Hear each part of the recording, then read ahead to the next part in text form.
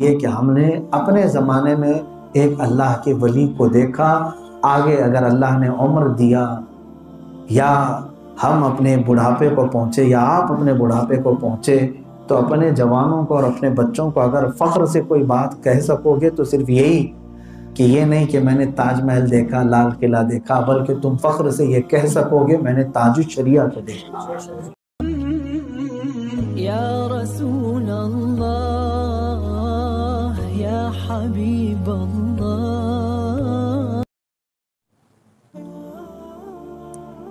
السلام علیکم ورحمۃ اللہ تعالی وبرکاتہ۔ الحمدللہ الحنان المنان الذي خلق الانسان وعلمه البيان والصلاة والسلام على رسوله سيد الانس والجان وعلى آله واصحابه ذوي الخير والإحسان، اما بعد فاعوذ باللہ من الشیطان الرجیم، بسم اللہ الرحمن الرحیم۔ رجال لا تلہیہم تجارۃ ولا بیع عن ذکر اللہ وإقام الصلاة وإيتاء الزكاة يخافون يوما تتقلب فيه القلوب والأبصار، صدق اللہ مولانا العظیم۔ بارگاہ رسالت محمد صلی اللہ علیہ وسلم میں درود پاک کا ہدیہ پیش کریں۔ اللہم صلی علی سیدنا مولانا محمد معدن الجود والکرم وآلہ واصحابہ الکرام وابنہ الکریم وبارک وسلم صلاة دائمة سرمدا ابدا۔ عزیزان گرامی وقار، حاضرین محفل پاک، آج کی ہماری یہ محفل حضور سیدی و سندی مرشدی تاج الشریعہ بدر الطریقہ العلامہ اختر رضا خان ازہری رحمہ اللہ کے عرس مبارک کی محفل ہے۔ آپ کا آج تیسرا سالانہ عرس پاک ہے۔ وہ لوگ خوش نصیب ہیں جنہوں نے اپنے زندگی میں حضور تاج الشریعہ کو دیکھا۔ اس میں کوئی مبالغے کی بات نہیں کہ جنہوں نے دیکھا انہوں نے اللہ کے ایک سچے ولی کو دیکھا اور ایک مرد قلندر کو دیکھا اور ایک عامل شریعت کو دیکھا۔ بہت کم ایسا ہوتا ہے جن کو کتابوں میں ہم نے پڑھا ہے ان کو ریئل لائف میں بھی دیکھا جائے، بہت کم ایسا ہوتا ہے۔ کتابوں میں جو اخلاق اور جو کردار پڑھتے ہیں ہم بزرگوں کے یا احادیث میں حضور پاک صلی اللہ علیہ وسلم کی سنتیں، عملی زندگی میں اس کو کر کے دکھانے والے بہت کم لوگ ہوتے ہیں، بہت کم لوگ ملتے ہیں۔ لیکن حضور تاج الشریعہ رحمۃ اللہ تعالی علیہ کی ذات پاک کو ہم نے خود اپنی آنکھوں سے دیکھا کہ وہ مکمل سنتوں والی زندگی گزارتے تھے۔ جو بزرگوں کے متعلق ہم نے کتابوں میں پڑھا ہے وہ ان کی زندگی میں ہم نے دیکھا۔ آپ کی بہت ساری خصوصیات میں سے میں آج کے دن طویل گفتگو نہیں کر سکتا۔ ایک سب سے بڑی خاصیت یہ ہے کہ وہ ایسے مرشد کامل تھے کہ جس طرح وہ لوگوں کے درمیان میں رہتے تھے تنہائی میں بھی ان کے اخلاق وہی تھے۔ یہ سب سے بڑی بات ہوتی ہے۔ اقبال نے اسی لیے کہا ہے کہ یہ تیرا ذکر نیم شبی، یہ تیرے سرور اور یہ تیری محفلیں۔ شعر کا مفہوم یہی ہے کہ آدھی رات کو ذکر کرنا، محفلوں میں بیٹھنا، یہ تمام چیزیں اپنی جگہ پر، تیری تنہائی کا اگر نگہباں نہیں تو کچھ بھی نہیں۔ یعنی اگر تیری تنہائی میں یہ سب محفلیں تجھے نہیں بچا سکتی تو پھر جو ہے یہ سب محفلیں خامخواہ ہو جائیں۔ حضور سیدی تاج الشریعہ رحمۃ اللہ تعالی علیہ کو جنہوں نے بھی دیکھا ہے وہ برملا کہیں گے۔ یہ نہیں کہ میری ان سے خاص نسبت ہے اس لیے میں کہہ رہا ہوں۔ ہزاروں لوگوں کو بھی کھڑا کریں وہ ایک ہی گواہی دیں گے کہ آپ کو خلاف شرع کام کرتے ہوئے کسی نے نہیں دیکھا۔ میرے عزیزو، حضور سیدنا جنید بغدادی رحمۃ اللہ تعالی علیہ کی کرامتیں بہت مشہور تھی، تو ایک شخص آپ کی کرامت دیکھنے کے لیے آیا، آپ کے ہاں مہمان بن کر کے مقیم ہو گیا، 8 دن تک رہا۔ ہم سب کے دل و دماغ میں یہی ہے نا، کرامت کا مطلب کوئی عجیب و غریب چیز ہونی چاہیے، آسمان پہ اڑ کے دکھا دے یا پھر پانی پہ چل کے دکھا دے یا ہوا میں مسلح بچھا دے۔ یا پھر ٹھوکر سے جو ہے سونے کے سکے نکال کے دکھا دے. ہم تو یہی سوچتے ہیں ولی اور کرامت، اور اسی لیے بہت سارے لوگ کچھ لوگوں کے پیچھے اسی لیے پڑے ہوتے ہیں کہ کچھ نہ کچھ یہ سکے نکال کے دیں گے. تو سکے نکالنا ہی کرامت نہیں ہے. حضرت جنید بغدادی کے پاس 8 دن وہ شخص رہا، اس کے بعد پھر بوریا بستر باندھ کر نکلنے لگا. آپ نے اسے روکا اور پوچھا میاں آئے آپ قیام کیے مہمان بن کر رہے، کچھ مقصد تو آپ نے بتایا نہیں، کیوں آئے اور اچانک جا رہے ہو؟ تو اس نے رک کر کے کہا بات در حقیقت یہ بتا ہی دیتا ہوں، میں نے لوگوں کے زبان سے آپ کے بہت چرچے سنے تھے، آپ بڑے ولی ہیں اور آپ کی بہت ساری کرامتیں ہیں. میں انہی چرچوں کو سن کر کے کوئی ایک آدھ کرامت دیکھنے آپ کے گھر آ گیا تھا. تو آپ نے پوچھا تو پھر کیا ہوا؟ اس شخص نے کہا 8 دن تک رہا، کوئی کرامت نہیں دکھی، لوگوں میں صرف افواہ ہی ہے. تو حضرت جنید بغدادی رحمۃ اللہ تعالی علیہ نے اس سے کہا اچھا 8 دن صبح شام رات دن دیکھتے رہے تم؟ کہا ہاں بہت غور سے آپ کو دیکھا. تو آپ نے ایک ہی سوال کیا، اس سے پوچھا ان 8 دنوں میں کیا تو نے مجھے حضور پاک کی کسی سنت کے خلاف عمل کرتے دیکھا؟ اس شخص نے کہا یہ تو میں گواہی دیتا ہوں کہ آپ کا ہر عمل حضور پاک کی سنت کے مطابق ہوتا ہے. آپ کا کھانا، آپ کا پینا، آپ کا بیٹھنا، لوگوں سے بات کرنا، سونا، یہ تمام طریقے آپ کے حضور پاک کی سنت کے مطابق. سیدنا جنید بغدادی رحمۃ اللہ علیہ نے فرمایا اے نادان، اس سے بڑی اور کون سی کرامت ڈھونڈ رہا؟ مطلب یہ ہوا کہ رسول پاک کی شریعت پر اور آپ کی سنتوں پر جو عمل کر لے گیا، اسی کا ایک بہت بڑی کرامتوں کا باب ہوتا ہے، ایک مقام ہوتا ہے.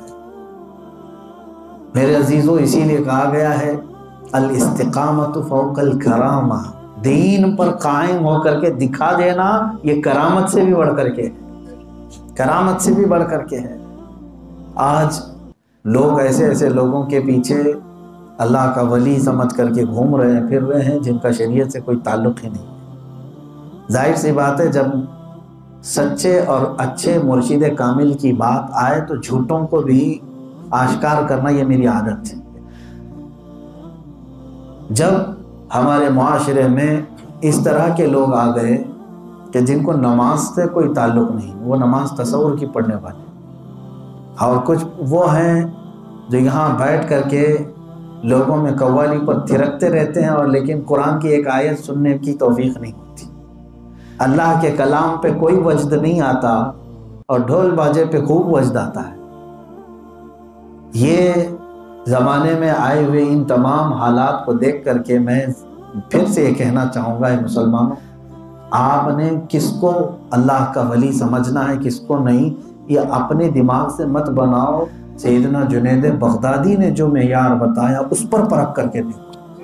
اگر وہ رسول پاک کی ساری شریعت پر اور سنتوں پر عمل کر لیتا ہے تو پھر وہ ایک پھٹی ہوئی گدڑی ہی کیوں نہ پہنتا ہو اللہ کا ولی ہے. میرے عزیزو، اگرچہ اس کے آس پاس ہزاروں لوگوں کا مجمع نہ ہو، وہ تنہائی میں وقت گزارتا ہو، تو بھی وہ اللہ کا ولی ہے. اب میں بات لے کر کے آتا ہوں جس کا عرس پاک ہے آج، حضور تاج الشریعہ رحمۃ اللہ تعالیٰ نے، جن کو ہم نے مجمع میں بھی دیکھا اور تنہائی میں بھی دیکھا. الحمدللہ اس فقیر قادری کو کافی دنوں تک، کافی سالوں تک حضرت کے ساتھ رہنے کا شرف حاصل ہے. میں اپنی زندگی کا خلاصہ اسی کو سمجھتا بھی ہوں. میں نے اس سے قبل بھی اپنے بیان میں کہا تھا، اگر میری کوئی ڈگری پوچھے، میری کوئی سند پوچھے، اب تک تو میں سند جمع نہیں کر کے رکھتا، تو میرے پاس ایک ہی سند ہے تلمیذ تاج الشریعہ ہونے کی. تاج الشریعہ رحمۃ اللہ تعالیٰ علیہ کی بارگاہ میں گزارا ہوا وہ وقت ہمارے لیے سب سے بڑی سند ہے، وہی ڈگری ہے ہمارے پاس. باقی بہت ساری چیزیں ہوتی ہیں لیکن ہم اپنی بخشش کا ذریعہ بھی اسی کو سمجھتے ہیں. عزیزان گرامی، میں یہ بات اس لیے عرض کر رہا ہوں کہ اکثر یہ کہا جاتا ہے دور کا ڈھول سہانا، محاورہ سنے ہوں گے نا، دور کا ڈھول سہانا. مطلب یہ ہے کہ ڈھول کو دور سے ہی سنو اچھا لگتا ہے. ویسے ہم لوگوں کے لیے نہیں، یہ محاورے کے طور پر کہنا، اور ڈھول کے بہت قریب جائیں گے تو کان پھٹنے لگتے ہیں. تو یہ محاورہ کیوں کہا جاتا ہے؟ بڑے بڑے لوگوں کے بارے میں دور سے سنتے رہو تو ٹھیک ہے، بہت قریب جاؤ گے تو پھر تمہاری آنکھیں بھی پھٹنے لگیں گی، ارے بھائی اس کے بارے میں کیا کیا سنا تھا، یہ کیا نکلا، ایسے حالات ہوتے ہیں۔ لیکن میں آپ کو کہتا ہوں یہ محاورہ یہاں غلط ثابت ہوگا حضور تاج الشریعہ کی بات، کہ وہ جتنے دور سے سہانے ہیں اتنے ہی قریب سے بھی سہانے ہیں۔ الحمدللہ، دور سے جن لوگوں نے سنا ہے وہ بھی عقیدت مند ہے، اور جو بہت قریب رہے ان کی بھی عقیدت کبھی مجروح نہیں ہوئی۔ ہاں، بسا اوقات ہمیں بعض لوگ کہا کرتے تھے کہ بہت کسی سے قریب ہو جائیں تو عقیدت میں کمزوری آتی ہے، کیونکہ انسانی فطرت سے کچھ نہ کچھ کام ایسے نظر آ جاتے ہیں جس سے دل کھٹا ہونے لگتا ہے، ارے میں تو ان کو اللہ کا فرشتہ سمجھتا تھا لیکن ان کے پاس تو فلاں فلاں چیز نکل گئی۔ لیکن قسم رب ذوالجلال کی، جو حضور تاج الشریعہ رحمۃ اللہ علیہ کے سفر میں رہا، تنہائی میں رہا، قربت میں رہا، اس کے بھی دل میں ذرا برابر آپ کی عقیدت میں کوئی کمی نہیں آئی اور کبھی کوئی کمزوری نہیں آئی، بلکہ جس طرح دور رہ کر کے لوگ محبت میں فدا تھے ویسے ہی قریب رہنے والے بھی فدا تھے۔ اور ایک آپ کی خاصیت میں بتاؤں، کچھ محاورے ہوتے ہیں جو لوگوں کے درمیان مشہور ہوتے ہیں۔ ایک یہ ہو گیا دور کا ڈھول سہانا، لیکن ہم نے اس کو غلط پایا ہے بریلی شریف میں۔ دوسری ایک چیز کہی جاتی ہے عام طور پر، گھر کی مرغی دال برابر، یہ بھی کہا جاتا ہے، محاورہ سنیں آپ، گھر کی مرغی دال برابر کا مطلب یہ ہوا کہ اپنے ہی گھر میں جو مرغی ہوتی ہے اس کا وہ ٹیسٹ نہیں آتا جو دوسرے کے گھر میں جا کے کھانے کا ٹیسٹ آتا ہے۔ ہاں، لوگوں کو اس طرح سے ایک محاورے میں ہم نے پایا ہے، اپنے گھر میں جو چیز ہے اس کی قدر و قیمت نہیں ہوتی۔ اس کا مطلب یہ ہوتا ہے، اس کا خلاصہ یہ ہے، اپنی چیزوں کی قدر و قیمت نہیں ہوتی۔ جیسے کہ باہر سے کوئی یہاں آئے تو آپ سب اس کے ارد گرد لگیں گے، اور یہیں کا کوئی ہے تو اس کے ارد گرد زیادہ نہیں ہوتے۔ یہ عام طور پر دیکھنے کو ملتا ہے، بہت ساری جگہوں پر ہم نے یہ بھی پایا ہے۔ بعض وہ لوگ جو بہت باہر سٹار ہیں بڑے بڑے، لیکن ان کے آس پاس جا کر کے دیکھتے ہیں تو وہ کوئی سٹار نہیں، لیکن یہ محاورہ بھی بریلی شریف میں پہنچ کر ہم نے غلط پایا کہ تاج الشریعہ رحمۃ اللہ تعالیٰ علیہ کے لیے جس طرح باہر بھیڑ جمع ہوتی تھی، یہاں ایک جھلک دیکھنے کے لیے لوگ بےتاب رہتے تھے، باہر جب بھی وہ جائیں، آپ اگر ان کی حیات پاک میں بریلی گئے ہوں تو آپ اس کے عینی گواہ ہوں گے۔ میں نے دیکھا ہے فجر کی نماز میں اندھیرے میں وہ اٹھ کر کے مسجد رضا آتے، اس وقت بھی بریلی میں بھیڑ ہوا کرتی۔ بھائی وہ روزانہ وہی رہتے ہیں، وہی رہنا ان کا گھر وہاں ہے، بلکہ میں کہتا ہوں کہ 5 وقت کی نمازوں میں جماعت میں حاضر ہوا کرتے تھے، خود پڑھاتے بھی نماز، جس وقت مسجد میں پہنچتے خود پڑھاتے۔ اس کے باوجود میں نے دیکھا کہ حضور تاج الشریعہ رحمۃ اللہ تعالیٰ علیہ کے لیے گھر سے لے کر مسجد تک قطار لگی ہوتی، مہمان خانے میں جا رہے ہیں تو پوری وہ گلی بھر گئی ہوتی، بارگاہ اعلیٰ حضرت میں فاتحہ کے لیے کھڑے ہیں تو وہاں پر بھی بھیڑ ہے۔ لوگ یہ کہتے ہیں نا گھر کی مرغی دال برابر، یہ بھی غلط ہم نے پایا ہے۔ تاج الشریعہ رحمۃ اللہ تعالیٰ علیہ کی بریلی والے بھی اتنی ہی عقیدت رکھتے تھے جتنا باہر والے رکھتے ہیں۔ یہ بہت کم دیکھنے کو ملتا ہے، یہ بہت کم دیکھنے کو ملتا ہے۔ کیوں؟ اس لیے کہ لوگ جانتے ہیں اپنے گھر میں رہتا ہے تو کھل جاتا ہے آدمی، اس کی برائیاں بھی آس پاس والے لوگ جانتے ہیں، اس لیے ان کی عقیدت خراب ہو جاتی ہے۔ باہر والے بہت سارے اب برائیاں نہیں جانتے، اس لیے عزت کر رہے ہوتے ہیں۔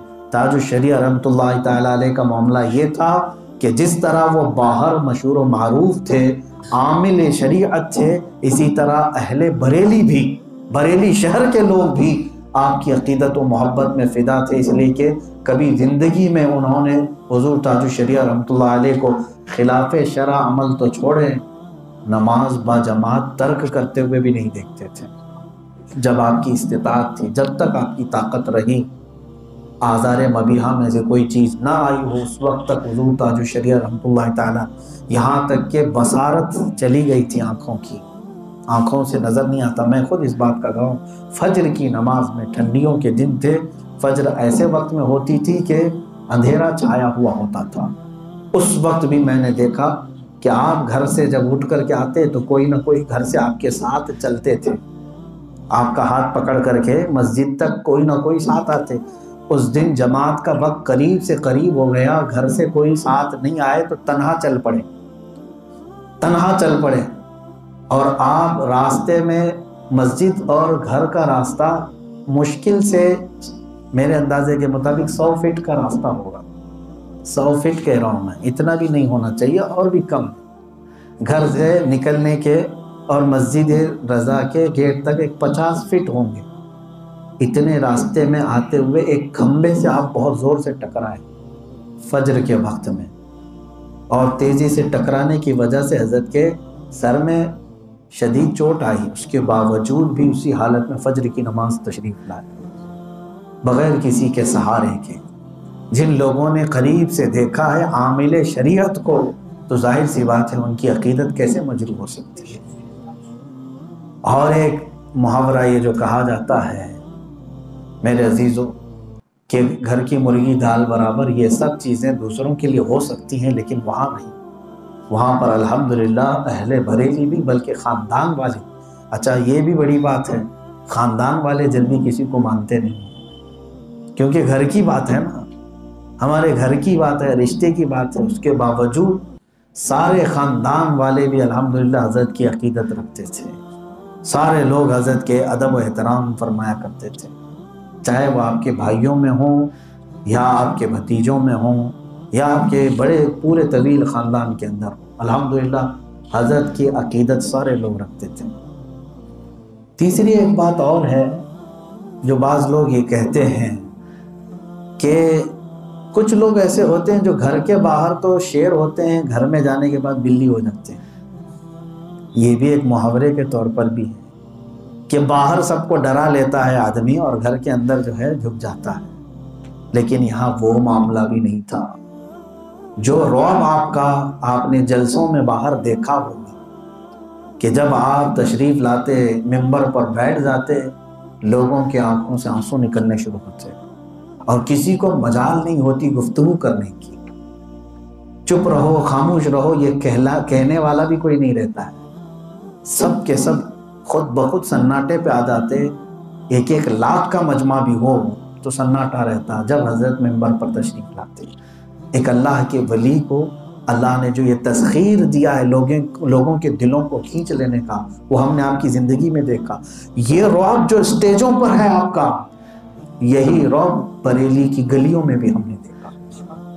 میاں جو آدمی روزانہ آتا جاتا ہو گلی سے، اب وہ کتنی بار ادب و احترام کرے، ہوتا ہے نا ایسے، یہ تو بار بار آ رہے ہیں جا رہے ہیں، نہیں، پوری گلی میں عطر کی دکانوں والے یا پھول بیچنے والے، پھولوں کی دکان میں جو بیٹھے ہوئے ہیں، وہ چاہے جوان ہوں کہ بوڑھے ہوں، میں نے دیکھا ہے کہ حضور تاج الشریعہ اپنے گھر سے نکلتے تو ساری دکانوں والے اتر کر سڑک پر کھڑے ہوتے، کوئی اپنی دکان پر کٹے پر یا کرسی پر نہیں بیٹھتا تھا۔ عزیزان گرامی اوقات، یہ تمام معاملات ہم نے آپ کی زندگی میں جو دیکھا ہے یہ اللہ تعالیٰ کی خصوصی عنایات ہیں، خصوصی تجلیات ہیں۔ آپ کے رفیق درس رہے گجرات کے ایک بڑے بزرگ عالم دین، ان سے میری ملاقات تھی، حضرت تاج الشریعہ رحمۃ اللہ علیہ کے پڑھنے کے زمانے کے، وہ آپ کے ساتھی بھی رہے منظر اسلام کے۔ انہوں نے خود مجھ سے یہ روایت بیان کی تھی، کہا کہ جب یہ پڑھنے کے لیے آتے تھے گھر سے تو درسگاہ میں بیٹھتے، اس سے پہلے مزار اعلیٰ حضرت کے پاس کھڑے ہو جاتے تھے، تقریباً 25 منٹ 30 منٹ 35 منٹ خاموش کھڑے رہتے تھے، اور اس کے بعد سیدھے کلاس میں آ کر کے ساری کتابیں ازبر ہوتی تھیں اور خود بخود سنا دیا کرتے تھے، اور اس پر اشکالات، اس پر اعتراضات، اس کے جوابات، درسگاہ کا معمول یہ ہوتا تھا۔ حضور تاج الشریعہ رحمۃ اللہ علیہ کے جو رفیق درس ہیں وہ خود فرماتے، ہم یہ سوچتے تھے کہ یہ کس وقت پڑھتے ہیں اور کس وقت یاد کرتے ہیں اور کب آتے ہیں، یہ سب تو لوگ نہیں دیکھتے، وہ اپنے گھر میں چلے جاتے، ہاں لیکن اس حضرت نے یہ مجھے فرمایا، اس مولانا صاحب قبلہ نے، کہ ہم نے بعد میں یہ محسوس کیا کہ جو کچھ علم ملا ہے یہ بارگاہ اعلیٰ حضرت سے براہ راست مل رہا ہے۔ اسی لیے دنیا نے آج آپ کے القاب کے ساتھ ایک لقب یہ بھی جوڑا، وارث علوم اعلیٰ حضرت۔ یقیناً آپ نے زندگی میں دیکھا ہوگا، آپ کے بچے ہیں تو آپ کے جانے کے بعد وہ آپ کی پراپرٹی اور جائیداد کے وارث تو ہو جاتے ہیں۔ آپ نے اگر کمایا ہے تو وہ وارث ہے۔ بہت کم ایسا ہوتا ہے کہ بیٹا اپنے باپ کے اخلاق کا وارث بنے، بیٹا اپنے باپ کے علم کا وارث بنے۔ مال کا وارث تو مفت میں بھی بنتا ہے، لیکن حضور تاج الشریعہ رحمۃ اللہ تعالی علیہ اپنے جد امجد اعلیٰ حضرت کے وہ اولاد اور جائیداد میں بھی وارث ہیں، اخلاق میں بھی وارث ہیں اور علم میں بھی وارث ہے۔ بلکہ سب سے بڑی بات میں نے دیکھا ہے، جو فنا فی الرسول اور عشق رسول کی دولت اعلیٰ حضرت کو ملی تھی، اس میں بھی آپ وارث اعلیٰ حضرت ہیں۔ آپ نعتیں پڑھیں تاج الشریعہ رحمۃ اللہ تعالیٰ علیہ کی، آپ کو صاف سمجھ میں آ جائے گا کہ ان اشعار میں بھی رنگ رضا جھلکتا ہوا صاف نظر آتا ہے۔ اعلیٰ حضرت کی وہ خوبیاں، ان کے مدد کرنے کے انداز، وہ ان کے اشعار میں بھی نظر آتی ہیں۔ عزیزان گرام وقار، ظاہر سی بات ہے کہ جب تک حضور تاج الشریعہ رحمۃ اللہ تعالیٰ علیہ ہندوستان میں تھے، یوں سمجھ لیں کہ وہ پورے ہندوستان کے علماء کے سربراہ تھے اور ایسے رہنما تھے کہ سارے لوگ آپ کے رعب و دبدبے میں رہتے تھے اور آپ کو فیصل بھی سمجھتے، حکم بھی تسلیم کرتے تھے۔ آپ کے جانے کے بعد امت مسلمہ کا ایک بہت بڑا نقصان ہوا ہے، اہل سنت و جماعت کا ایک بڑا خسارہ ہوا ہے، اور شاید اس خلا کو کوئی پر نہیں کر پائے۔ ہاں یوں سمجھ لیں کہ ایک عہد کا خاتمہ ہو گیا، ایک تاریخ بند ہو گئی۔ عزیزان گرامی وقار، حضور تاج الشریعہ رحمۃ اللہ تعالیٰ علیہ کی چند باتیں میں آپ کو سنا دوں۔ جو چیز ہمارے لیے عمل کے لیے ہے وہ بہت ضروری ہے، جس کو میں نے شروع میں ہی کہا، اقبال نے کہا تھا، تیرا ذکر نیم شبی، یہ تیرے مراقبے، یہ تیرے سرور و محفلیں، جو تیری تنہائی کے نگہبان نہیں تو کچھ بھی نہیں۔ حضرت تاج الشریعہ رحمۃ اللہ تعالیٰ علیہ پیر اور مرشد ہونے کے اعتبار سے بہت سارے پیروں کو دیکھا ہے، مریدوں میں وہ مست ہیں، مریدوں کے لیے وہ بہت کچھ کر رہے ہوتے ہیں یا ان کا بہت کچھ حاصل کر رہے ہوتے ہیں۔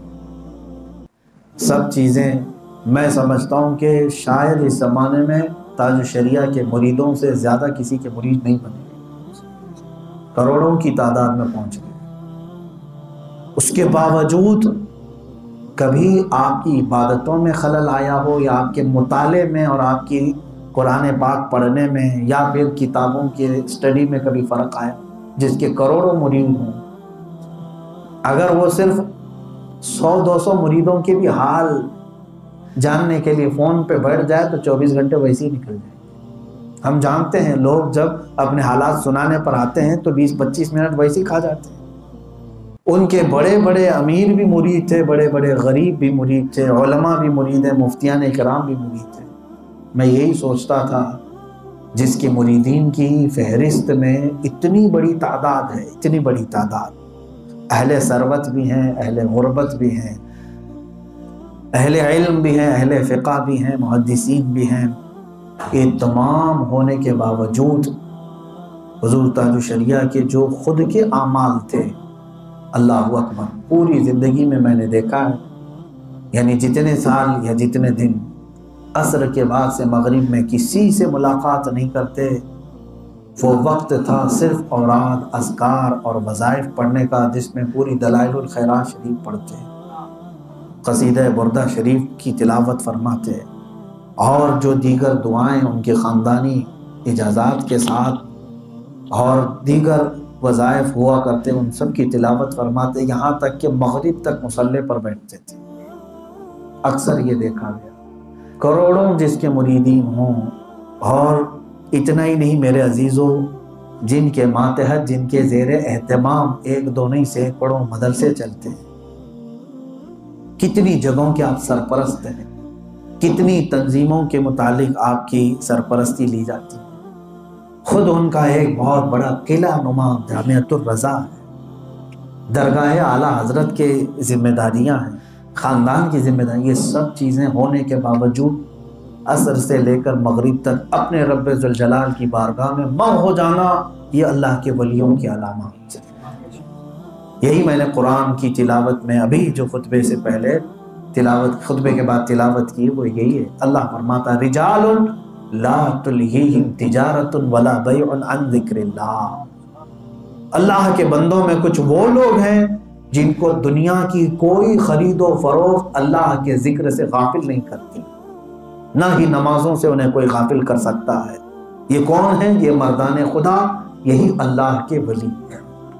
ان کی زندگی میں ہم نے دیکھا ہے، یا ہم خود ہی دیکھتے ہیں کہ اگر ملنے والوں کی تعداد بڑھ جائے تو ہمارے بہت سارے کاموں میں فرق پڑ جاتا ہے۔ فون زیادہ آنے لگ جائیں، نمازیں تاخیر ہو گئی، اور کوئی مہمان آنے والے ہیں، مہمان آ گئے تو پھر ہماری تلاوت پر فرق پڑ گیا۔ لیکن تاج الشریعہ کی زندگی میں کبھی کوئی اس طرح کا فرق پڑتا ہوا نہیں دیکھا۔ بڑے سے بڑے لوگ آئے، ملنے والوں کی بھی قطاریں ہوں، لیکن جہاں وہ مرشد کامل تھے لوگوں کے لیے، وہیں وہ اپنے رب ذوالجلال کی بارگاہ میں عجز و انکساری کے ساتھ بندے بھی تھے، وہ اس طرح کی بندگی کرتے تھے۔ یہ تو ایک بات ہوئی۔ دوسری چیز مطالعے کا، اللہ اکبر، اتنا شوق۔ آج میں اپنی بات بتاؤں یا دوسروں کی، چند سفر ہمارے ہو جاتے ہیں نا پروگراموں کے، اسی لیے میں بچتا بھی رہتا ہوں بہت۔ چند سفر ہو جاتے ہیں تو مطالعے پر فرق آ جاتا ہے کہ کتابوں کے مطالعے کے لیے توجہ کا مرکوز ہونا بہت ضروری ہوتا ہے، یکسوئی ہونا پڑتی ہے۔ ہم اپنے مطالعے کے لیے جو وقت رکھتے ہیں وہ مخصوص ہوتا ہے، لیکن سفر جب ہوتے ہیں تو کافی فرق پڑ جاتا ہے۔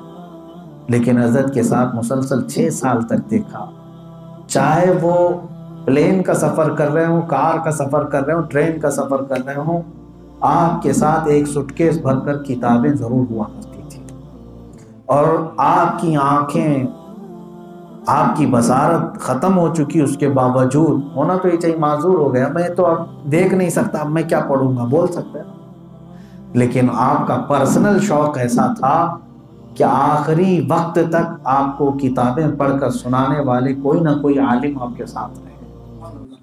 ایک زمانے میں الحمدللہ اس فقیر کو بھی یہ شرف حاصل رہا، میں نے کتابیں حضرت کو سنائی، سفر میں بھی سنایا، عربی سنتے تھے، اور ایسے انہماک کے ساتھ کہ اگر زبر زیر میں بھی ہماری غلطی ہو جائے تو فوراً وہیں پر ٹوک دیتے ہیں کہ تمہارے اس طرح کے پڑھنے سے یہ جملہ نکل جائے گا، اور اس طرح سے پڑھو گے تو مفہوم صحیح نظر آئے گا۔ میرے عزیزو، یہ لدنی علم اس کو کہتے ہیں۔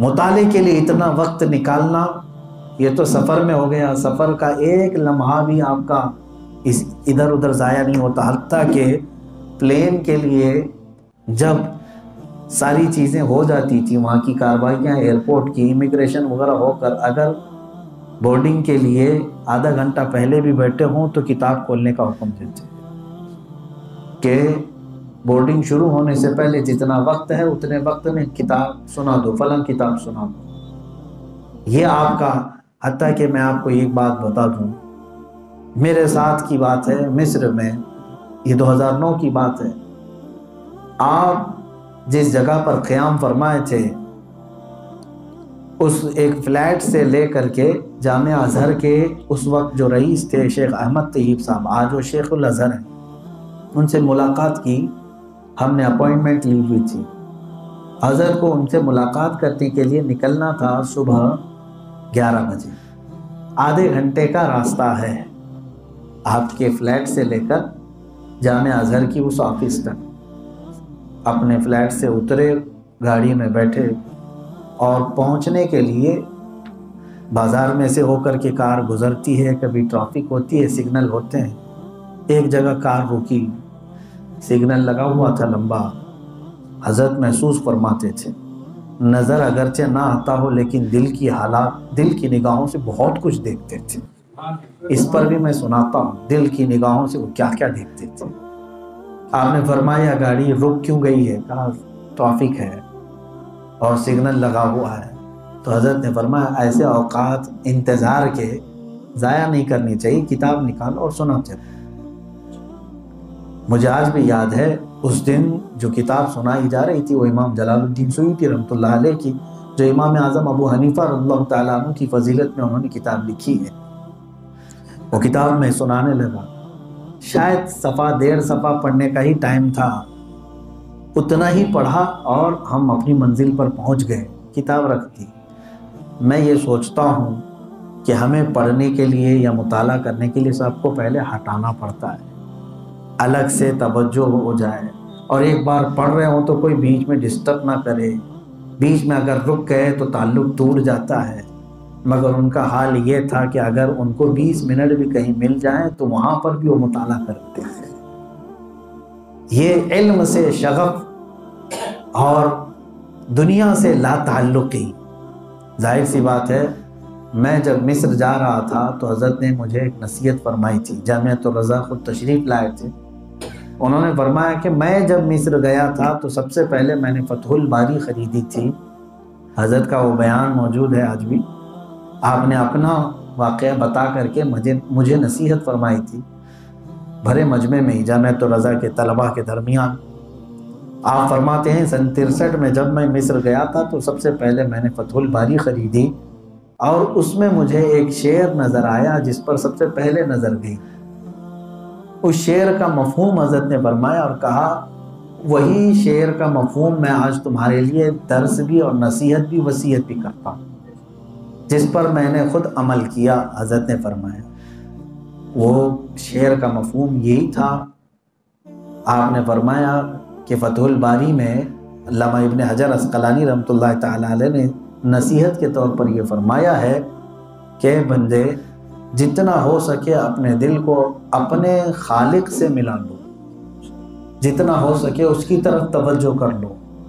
ہاں، اس میں ایک چیز یہ بتائی انہوں نے کہ اگر تو دوستی کرنے میں مصروف ہو گیا، لوگوں سے دوستی بڑھانے میں مصروف ہو گیا، تو آپ نے فرمایا تو پھر سمجھ لے کہ یہ تیرے لیے زہر قاتل ہے۔ دوستی طالب علم کے لیے زہر قاتل ہے۔ تو آپ نے یہی نصیحت فرمائی تھی کہ جانے کے بعد دوستی بڑھانا، گپیں لگانا، لوگوں کے ساتھ بیٹھنا، ان تمام چیزوں سے اپنے آپ کو دور رکھو اور اپنے دل کو اللہ کی طرف متوجہ کرو۔ یہی تو وجہ ہے کہ 3 سال مصر رہنے تک آپ وہاں پر نہ پیرامڈز دیکھنے گئے، نہ دریائے نیل دیکھنے گئے، نہ فرعون کی لاش دیکھنے گئے، جبکہ وہاں مصر ہر کوئی جاتا ہے تو سب سے پہلے یہی ہم سے پوچھتا ہے پیرامڈز کہاں ہیں، اہرامات مصر کہاں ہیں، جن سے مصر مشہور ہے۔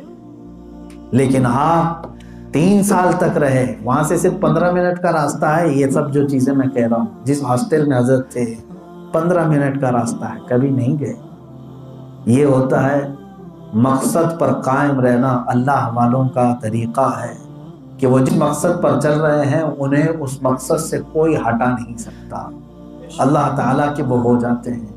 میرے عزیزوں، میں بات یہ کر رہا تھا کہ نہ وہ ذکر الہی سے غافل ہوتے ہیں، نہ وہ اپنے کتابوں کے مطالعے سے غافل ہوتے ہیں۔ حد تو یہ ہے آپ کی عمر مبارکہ قریب 70 سال کے آ گئی تھی، قریب 70 سال کے آ گئی۔ اس وقت آپ نے حفظ قرآن شروع کیا تھا۔ لوگ ابھی تعلیم حاصل کرنے کی بات ہم کہتے ہیں تو آئیں کائیں کرنے لگتے ہیں، ارے عمر ہو گئی اب کیا پڑھنا ہے۔ عمر ہوتی ہے علم حاصل کرنے کی کوئی؟ میرے آقا صلی اللہ علیہ وسلم نے جب فرمایا ماں کی گود سے لے کر قبر میں جانے تک علم حاصل کرو، میں نے ان کی عمر پاک کو دیکھا، تقریباً 67 سال یا 68 سال کے قریب تھی۔ اس وقت آپ قرآن پاک حفظ کرتے رہے اور سناتے رہے 15-16 پارے تک، جب آنکھیں بھی جا چکی اور کان بھی کمزور ہو چکا ہے۔ صرف قرآن پاک ایک حافظ کو پڑھنے کے لیے کہتے تم پڑھو، اور وہ 2-3 مرتبہ آیت پڑھتا اور آپ یاد کر لیتے تھے۔ اس انداز سے بھی آپ نے قرآن پاک سے شغف نہیں ہٹایا۔ میرے عزیزوں، بہت کم لوگوں کو میں نے اس طرح سے دیکھا ہے کہ جو دنیا سے لا تعلق ہو، جس کے پاس دنیا امڑتی بھی آ رہی ہے اور اس کو دنیا کی کوئی پرواہ نہیں۔ لوگ اس طرح سے سمجھتے ہوں گے کہ بڑے بڑے پیسوں والے ان کے ہاں چلے جاتے ہیں، غریب ایسے رہ جاتے ہیں۔ نہیں میرے عزیزوں، جھوٹی افواہیں۔ بڑے بڑے پیسے والے، ثروت مند، سیاست والے، سب کو ہم نے دیکھا ہے اسی قطار میں جہاں سب کھڑے ہوتے تھے۔ یہ اللہ والوں کی صفات ہیں کہ ان کے نزدیک صرف اللہ اور اس کے رسول کی عزت ہے۔ عزیزان گرامی وقار، میں جو بات عرض کر رہا تھا کہ جب اللہ تبارک و تعالیٰ کا ہو جاتا ہے بندہ تو اللہ پوری کائنات اس کے لیے کر دیتا ہے، اس کے تابع کر دیتا ہے، اس کے مسخر کر دیتا ہے۔ کیا آپ نے سنا ہوگا، ہمارے بچے ہیں اس کے لیے میں یہ باتیں کہہ رہا ہوں، بزرگوں نے تو دیکھا بھی ہوگا اپنی آنکھوں سے کہ جب وہ ایک مرتبہ آ کر کے چلے جائیں تو لوگوں کے دلوں میں کیسے ایمانی گرمی آ جاتی تھی، چہرے کے اندر وہ کشش تھی کہ لوگ دیکھ کر کے اپنے گناہوں سے توبہ کر لیتے تھے۔ اور تقریر تو آپ اخیر عمر میں بہت کم کرتے، دعا کے لیے ہی اکثر اسٹیج پر بیٹھتے، لیکن وہی چند جملے ہی آپ کے اصول بن جاتے لوگوں کی زندگی کے لیے۔ یہ اللہ والوں کی صفات ہیں میرے عزیزوں۔ اور بظاہر جو یہ آنکھیں ہیں، یہ کان ہیں، میں آپ کو بتاؤں، یہ آنکھیں اور یہ کان جو ہیں یہ ظاہری سماعت اور ظاہری بصارت رکھنے والے، لیکن حقیقت میں جس کو اللہ تبارک و تعالیٰ سماعت اور بصارت دیتا ہے وہ دل کے ہوتے ہیں۔ یہ آنکھیں بند بھی ہو جائیں، یہ کان ختم بھی ہو جائیں، لیکن مولا تبارک و تعالیٰ اس کا دل اتنا روشن رکھتا ہے کہ وہ ہر چیز سے باخبر رہتا ہے، دنیا کی ہر چیز کی خبر اسے پہنچائی جا رہی ہوتی ہے۔ اس کی دو مثالیں میں آپ کو بتاتا ہوں۔ میں چند مہینوں قبل ابھی ناندیڑ شہر گیا تھا، مہاراشٹر کا ایک شہر ہے، پروگرام کے لیے، اور وہاں سے قریب ایک اولیاء کی بستی ہے قندھار شریف۔ قندھار وہ والا نہیں افغانستان کا، یہاں پہ بھی ایک قندھار ہے، اور اس کی تاریخ پڑھیں آپ، کافی اولیاء کرام وہاں پر موجود ہیں۔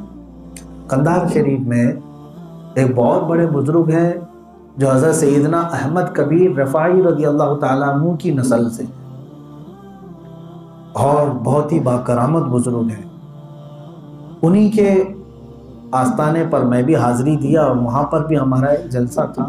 وہاں جب پہنچے ہم تو میں آپ کو بتا دوں وہاں کی خصوصیت، وہ ایک گاؤں ایسا ہے، آج بھی ایسا لگتا ہے صدیوں پرانا گاؤں، آج بھی اسی طرح انہوں نے رکھا ہے، بڑی بڑی دیواریں، پرانی دکانیں، اس گاؤں کو ابھی تک بدلا نہیں گیا۔ کئی اولیاء کرام وہاں پر آرام فرمائے، بہت سارے اولیاء کرام، اور ابھی ماضی قریب کے ہمارے بزرگوں میں سے حضرت سید شاہ تراب الحق صاحب کا نام سنا ہوگا، حضرت قاری مصلح الدین رحمۃ اللہ تعالی علیہ کا نام سنا ہوگا، یہ اسی علاقے کے تھے، قندھار شریف کے ہی۔ وہ قندھار شریف، وہاں پر آج بھی وہ مسجد ہے جہاں پر حضور حافظ ملت رحمۃ اللہ علیہ نے تراویح سنائی تھی، اس میں میں نے مغرب کی نماز پڑھائی ہے۔ جب گاؤں میں پہنچے ہم، اس گاؤں کا ایک اصول میں بتاتا ہوں۔ گاؤں کا اصول کیا ہے وہ بعد میں آپ کو پتہ چلے، بتاتا ہوں، آپ جائیں گے تو آپ کو پتہ چلے گا، اور میں بھی جلسہ کر کے آیا ہوں، مجھے معلوم ہے۔ حضور تاج الشریعہ رحمۃ اللہ تعالیٰ علیہ آئے، تشریف لائے۔ جب وہاں پر آئے تو اسٹیج پر پہلی مرتبہ وہاں پر وہ راجہ والی جو کرسی ہوتی ہے، مقررین کے لیے لا کر کے رکھتے ہیں، مہمان خصوصی کے لیے لا کے رکھتے ہیں، تو اسٹیج پر سارے علماء بیٹھے ہوئے تھے، حضرت تشریف لائے، کرسی لائی گئی، اور شاید وہ نئی کرسی تھی اور پہلی مرتبہ وہ رکھی جا رہی تھی، تو حضرت نے اس کو قبول نہیں فرمایا، کہا کہ میرا دل نہیں کرتا میں کرسی پر بیٹھوں، آپ کھڑے ہی رہے، کھڑے ہی بیان فرمائے اور پھر اسٹیج پر بیٹھے۔ یہ بات آئی گئی ہو گئی، آپ یہ اس کو ہلکا سمجھ رہے ہو۔ میرے عزیزو، آپ جا کر کے قندھار والوں سے پوچھ لینا، پچھلے 200 سالوں سے تقریباً وہاں یہ معمول ہے کہ کوئی ممبر پر کرسی رکھتا ہی نہیں، کسی اسٹیج پر وہاں پر کرسی لگائی نہیں جاتی۔ میں بھی گیا تھا تو وہاں پر اسٹیج اس طرح کا نہیں لگایا گیا تھا کہ کرسی رکھی جاتی، یعنی ہائٹ ہے۔ آج بھی دکانیں بھی وہاں پر جو ہیں وہ گدا بچھایا جاتا ہے۔ دکانوں میں بھی گدے بچھائے جاتے ہیں، بہت سارے وہاں پر جو معمولات چل رہے ہیں اب تک چل رہے ہیں۔ تو وہ جلسہ ختم ہو جانے کے بعد علماء اشش کرنے لگے آخر تاج الشریعہ کو یہاں کا معمول بتایا کس نے؟ جبکہ لوگوں نے یہ فیصلہ کیا تھا کچھ مت بتاؤ، حضرت تشریف لا رہے ہیں، بہت بڑے بزرگ ہیں، کرسی رکھی جائے۔ ان لوگوں نے فیصلہ کر کے کرسی رکھ بھی لیا۔ اسی کو کہتے ہیں جس کی دل کی نگاہیں اللہ کھول دیتا ہے اس کا سلسلہ اولیاء سے مضبوط ہوتا ہے، اور وہ پھر حالات کو خود بخود پہچان بھی لیتا ہے۔ ایسی بہت ساری چیزیں ہم نے محسوس کیا ہے۔ ایک مرتبہ ایسا بھی ہوا کہ آپ کی آنکھیں نہیں ہیں تو کوئی یہ نہ سمجھ لے کہ حضرت اب کچھ دیکھ نہیں رہے، کچھ بھی کر لو، ایسا نہیں۔ ہماری طالب علمی کا زمانہ ہے، کمرے میں حضرت تشریف فرما تھے، پڑھائے ہم کو، پڑھانے کے بعد سب چلے گئے، میں رکا رہ گیا۔ کچھ اور لوگ آئے مرید ہونے کے لیے، مرید ہوئے، ملاقات کرنے کے لیے آئے، ملاقات کی۔ سب تھوڑی دیر بیٹھے ہوئے تھے تو حضرت نے فرمایا مجھے کپڑے تبدیل کرنا ہے، آپ لوگ مجھے خالی چھوڑ دیں۔ سب چلے گئے۔ یہ اس وقت کی بات میں کر رہا ہوں جب آپ کی بصارت نہیں تھی، آنکھوں کے کسی نہ کسی کو پکڑ کر کے آپ آتے تھے جاتے تھے۔ مجھے کوئی ایک بات رہ گئی تھی جو عرض کرنا تھا۔ اب کمرہ کا دروازہ اگر بند ہو گیا تو پھر وہ کھلنا نہیں، مجھے معلوم تھا، پھر موقع نہیں ملے گا، تو اس لیے میں کونے میں کھڑا ہو گیا۔ آپ تنہا تھے کمرے کے اندر، کپڑے تبدیل کرنے آپ کی ایک عادت کریمہ تھی، میں نے دیکھا ہے، وہ محض کرتا ہی صحیح یا جبہ ہی صحیح کبھی لوگوں کے سامنے نہیں تبدیل کرتے۔ آپ دیکھیں ان کو میں نے سوتے ہوئے بھی دیکھا ہے تو مکمل پورے کپڑے پہن کر کے سوتے ہوئے، کبھی یہ نہیں کہ کوئی سطر نکلا ہوا ہو، پائجامہ اٹھا ہوا ہو یا پھر کپڑے بے ترتیب ہو، کبھی ایسا نہیں ہوا، کبھی ایسا نہیں۔ یہ تنہائی کی بات کر رہا ہوں، مجمع کی بات نہیں، جب آدمی کھل جاتا ہے اکیلے میں کھڑا رہا، آپ اپنے جبے کو اٹھائے اور اس کے بعد پہننے سے پہلے پھر تھوڑی دیر کے بعد میرا نام لے کر کے کہا تم کیا کر رہے ہو ابھی تک، تم کیا کر رہے ہو ابھی تک؟ تو میں اوپر سے نیچے تک ہل گیا اور مجھے کپ کپی طاری ہو گئی، ہکلانے لگا۔ جلدی سے بڑھ کر کے مجھے جو بات عرض کرنی تھی میں نے عرض کیا اور کہا کہ حضور بس اس کے لیے کھڑا تھا۔ کہا ہاں ٹھیک ہے تمہارا کام ہو گیا، باہر جاؤ، میں کپڑے تبدیل کر رہا ہوں۔ پھر میں باہر نکل آیا۔ میرے عزیزوں آج تک میں نہیں سمجھ پاتا کہ آخر وہ کونے میں چھپے ہوئے آدمی کو کیسے دیکھتے تھے، کہاں کون کھڑا ہے، کیسے محسوس ہوتا تھا۔ اسی کو کہتے ہیں جب رب تبارک و تعالیٰ بصیرت کھول دیتا ہے تو بصارت کی ضرورت ہی نہیں ہوتی، جس کو شاعر نے یہ کہا ہے الٹی ہی چال چلتے ہیں دیوان گانے عشق، آنکھوں کو بند کرتے ہیں دیدار کے لیے۔ بعض لوگوں کا حال یہ ہوتا ہے کہ وہ آنکھیں بند کر کے دیدار کرتے ہیں۔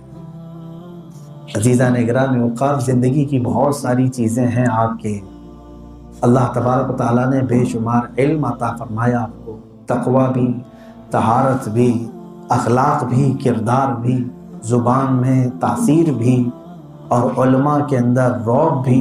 یہ تمام چیزیں ایک ساتھ جب کسی کو ملتی ہیں تو وقت کا قطب ہوتا ہے، وہ وقت کا قطب ہوتا ہے۔ اللہ تبارک و تعالیٰ نے آپ کو خاندانی شرافت بھی عطا فرمائی، علم کی نجابت بھی عطا فرمائی، تقوی و طہارت کی نعمتیں بے لازوال بھی عطا فرمائی، اور اتنی پاکیزگی کے ساتھ پوری زندگی آپ نے وہاں پر گزاری۔ الحمدللہ اہل بریلی بھی آپ کی عقیدت کے آج بھی مداح ہیں، اور پوری دنیا میں باہر کے لوگ بھی۔ آخری بات یہ عرض کرتا ہوں، ہم ہندوستانیوں کے اندر چاہے جیسے بھی عالم ہو جائیں، عرب والے جلدی تسلیم نہیں کرتے، اس لیے کہ وہ ہم کو عجمی کہتے ہیں۔ عجمی کا مطلب ہوتا ہے گونگا، اس کو زبان تھوڑی نہ آتی ہے، جس کو عربی آتی ہے اسی کو انسان سمجھتے ہیں۔ عربوں کا پہلے سے معمول رہا ہے، لیکن الحمدللہ میں نے مصر میں حضرت کو دیکھا، جس وقت حضور تاج الشریعہ رحمۃ اللہ تعالیٰ علیہ اس سیمینار میں تشریف لائے تھے، جو ہم نے وہاں پر جامعہ ازہر کے اساتذہ کے اور جامعہ عین شمس، جامعہ قاہرہ، بڑی بڑی یونیورسٹیوں کے اساتذہ کو مدعو کر کے سیمینار رکھا تھا۔ تقریباً 60 کے قریب بڑے بڑے اساتذہ اور علماء وہاں پر موجود تھے، طلباء بھی تھے مختلف کنٹریز کے۔ جس وقت آپ حال میں تشریف لائے، میں نے دیکھا سارے علماء پر وہ رعب طاری تھا کہ وہ خود اپنے اپنے وقت کے ایک ایک بڑے عالم دین، بلکہ اس میں تو بعض وہ تھے جو جامعہ ازہر کے بعض کلیات کے ڈین ہیں، جن کو عمید الکلیہ کہا جاتا ہے، پورے کالج کے ڈین ہیں۔ کوئی رئیس قسم العقیدہ والفلسفہ ہے، کوئی رئیس قسم الحدیث ہے، اپنے اپنے وقت کے ایک مفسر ہیں بہت بڑے، ان کا اب انتقال ہو چکا۔ میں نے دیکھا یہ کھڑے ہیں اور حضرت کی دست بوسی کے لیے وہ بھی مشتاق نظر آ رہے ہیں۔ الحمدللہ کہ پہلی مرتبہ وہاں پر میں نے منظر دیکھا کہ قاہرہ کے اندر علماء عرب، جن کا طوطی بولتا ہے پورے عالم اسلام میں، کہ یہاں تک کہ سعودی عرب والوں کو بھی پڑھانے کے لیے مصر کے علماء ہی جاتے ہیں اکثر، عربی ان کی اتنی مضبوط ہوتی ہے۔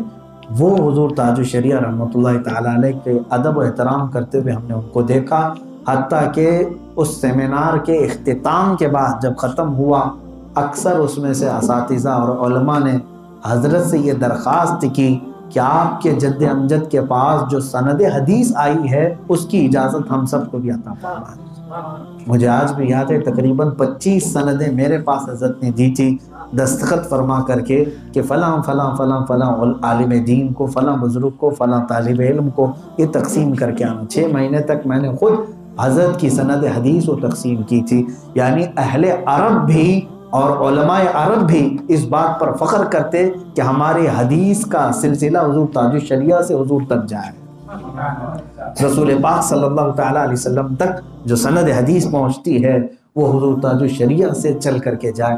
میرے عزیزو، جتنا کہوں وہ کم ہے، جتنا کہوں وہ کم ہے، اس لیے کہ ہم نے اپنے زمانے میں ایک اللہ کے ولی کو دیکھا۔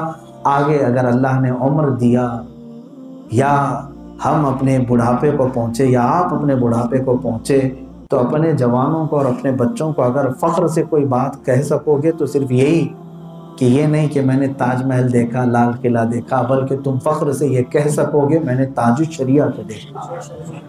الحمدللہ یہ ایک چیز تمہارے لیے ایسی خصوصیت ہو جائے گی کہ بعد کی نسلیں آپ پر فخر کریں گی۔ جس طرح آج ہم ان بزرگوں کو دیکھتے ہیں جو مفتی اعظم ہند سے بیعت ہیں یا جنہوں نے دیکھا ہے، ان بزرگوں کو، ان پر آج ہم فخر کرتے ہیں کہ یہ کتنے خوش نصیب ہیں ان اولیاء کو، ان بزرگوں کو دیکھے ہیں۔ کل آپ کی نسلیں، اللہ نے اگر ہم سب کی زندگی باقی رکھی، اور بلکہ دعا یہی ہے کہ مولا تعالیٰ ایمان و عقیدے اور مسلک اعلیٰ حضرت پر ہم سب کو قائم رکھے اور اسی پر گامزن رکھے، اس کے بعد انشاءاللہ العزیز ہماری نسلوں میں یہ چیز منتقل ہوتی رہے گی۔ اللہ کی بارگاہ میں دعا کرتا ہوں مولا کریم کہنے سننے سے زیادہ عمل کی توفیق عطا فرمائے۔ حضور سیدی تاج الشریعہ رحمۃ اللہ تعالیٰ علیہ کے تقوی و طہارت کی چند جھلکیاں ہم سب کو زندگی میں عطا فرمائے۔ اللہ تبارک و تعالیٰ شہر عقیدت، شہر محبت، مرکز عشق و محبت اعلیٰ حضرت رضی اللہ تعالیٰ عنہ کے بریلی کو شاد و آباد رکھے، خاندان رضویہ کے تمام تر افراد کو مولا تعالیٰ نظر بد سے محفوظ فرمائے۔ سیدی تاج الشریعہ رحمۃ اللہ تعالیٰ علیہ کے سچے جانشین حضرت علامہ اسجد رضا خان صاحب قبلہ ادام اللہ اقبالہ مخدوم گرامی کا سایہ دراز فرمائے۔ اللہ تبارک و تعالیٰ ان کے علم میں، عمل میں، عمر میں خوب برکتیں عطا فرمائے، ان کی اولاد کو، ان کی نسلوں کو قیامت تک مولا علم والی نسل بنائے، اور رب تبارک و تعالیٰ مرکز اہل سنت بریلی شریف کو تمام سنیوں کے لیے ایک مشعل راہ بنائے، ہم سب کی عقیدتوں کو مولا وہاں سے ہمیشہ کے لیے وابستہ رکھے، قیامت کے دن مولا ہمیں انہی بزرگوں کے قدموں میں حشر فرمائے۔ اے رب ذوالجلال، جتنے آج ہم سے دعاؤں کی درخواستیں کی ہیں حضور تاج الشریعہ کے عرص پاک میں مولا آپ کے عرص پاک کی برکت سے اور تیرے محبوب ولی کی برکت سے مولا سب کی جملہ پریشانیوں کو دور فرما دے، جو بیمار ہیں انہیں شفا عطا فرما دے، جو ہم میں سے انتقال کر چکے ان کی مغفرت فرما دے۔ اے اللہ جنہوں نے اولاد کے لیے دعاؤں کی درخواستیں کی انہیں صالح اولاد عطا فرما۔ کچھ عورتیں ہیں جو گھروں میں پریشان ہیں، مولا ان کی ساری پریشانیوں کو دور کر دے، ان کو راحت و سکون عطا فرما دے۔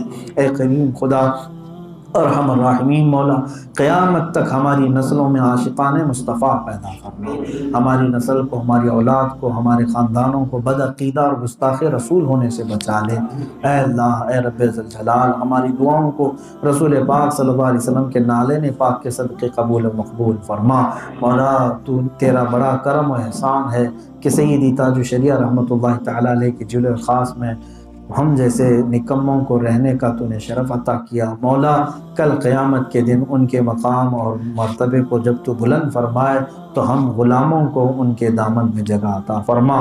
ان کی سفارش سے مولا، ان کے ذریعے سے رسول پاک صلی اللہ تعالیٰ علیہ وسلم کا قرب ہمیں عطا فرما، رسول کریم صلی اللہ تعالیٰ علیہ وسلم کا ہمیں پڑوس نصیب فرما۔ ان اللہ و ملائکتہ یصلون علی النبی یا ایھا الذین آمنوا صلوا علیہ وسلموا تسلیما۔ اللہم صل علی سیدنا مولانا محمد معدن الجود والکرم وآلہ واصحابہ الکرام وابنہ الکریم وبارک وسلم صلاة دائمة سرمدا ابدا۔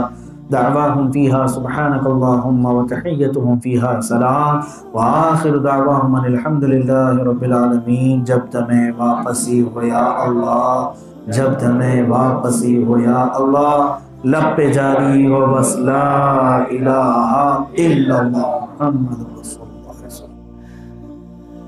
يا شفيعنا يا محمد صلى الله عليه وسلم